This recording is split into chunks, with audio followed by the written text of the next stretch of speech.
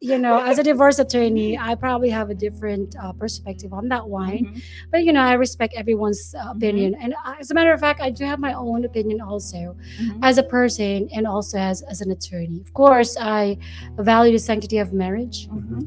I'm so proud to be raised in a family na buo, Mhm. and that Mhm. is my ideal family as well. Mhm.